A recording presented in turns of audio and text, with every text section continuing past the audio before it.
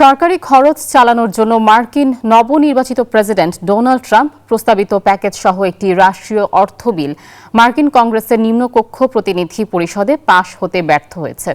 এই বিলের বিরুদ্ধে বেশ কয়েকজন রিপাবলিকান আইন প্রণেতা ভোট দিয়েছেন। এর মধ্য দিয়ে বিলটি পাশে ট্রাম্পের আহ্বান উপেক্ষা করলেন আইন প্রণেতারা। শাটডাউনের মুখে পড়েছে ফেডারেল সরকার। কার্যক্রমটি বন্ধ হয়ে গেলে মার্কিন অর্থনীতিতে দেখা দিতে পারে বিশৃঙ্খলা। নবনির্বাচিত মার্কিন প্রেসিডেন্ট ডোনাল্ড ট্রাম্প ও ধনকুবের ইলন মাস্ক ক্ষমতা গ্রহণের আগেই নিচ্ছেন একের পর এক সিদ্ধান্ত। নতুন বছরের শুরুর দিকে সরকারি কার্যক্রম চালু রাখতে $100 বিলিয়ন একটি অস্থায়ী বিল হাতে নেওয়া হয়েছিল। এই অর্থে দুর্যোগ মুহূর্তে ত্রাণ, কৃষকদের অর্থ সহায়তা ও বাল্টিমোরের সেতু পুনর্নির্মাণের। এবার যুক্তরাষ্ট্রের House of Representative Speaker Mike জনসনের একটি অস্থায়ী বিলের বিরুদ্ধে অবস্থান নিয়েছেন দুইজন। তবে ট্রাম্প ও মাস্কের এই অবস্থানের কারণে কংগ্রেসে অস্থিরতা দেখা দেওয়ার পাশাপাশি সরকারের কার্যক্রমটি বন্ধ হওয়ার ঝুঁকি তৈরি হয়েছে।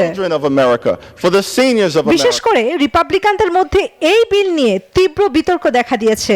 এমন পরিস্থিতিতে দলটির মধ্যে বিভাজন সৃষ্টি হচ্ছে এবং জনসনের নেতৃত্বকে বিপদে ফেলেছে।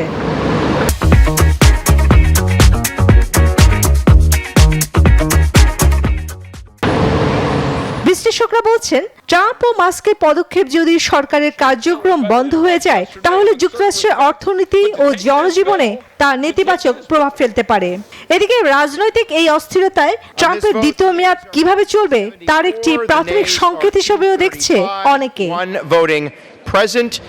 যুক্তরাষ্ট্রের নবনির্বাচিত প্রেসিডেন্ট ডোনাল্ড ট্রাম্প সমর্থিত সরকারি ব্যয় প্যাকেজ মার্কিন কংগ্রেসের নিম্নকক্ষ প্রতিনিধি পরিষদে পাশ করাতে ব্যর্থ হয়েছেন রিপাবলিকানরা। শাটডাউন এড়াতে আনা সংশোধিত বিলটিতে সমর্থন দিয়েছেন 174 আইন প্রণেতা আর বিরোধিতা করেছেন 235 জন। চন্দ্রানী চন্দ্রা, নিউজ 24।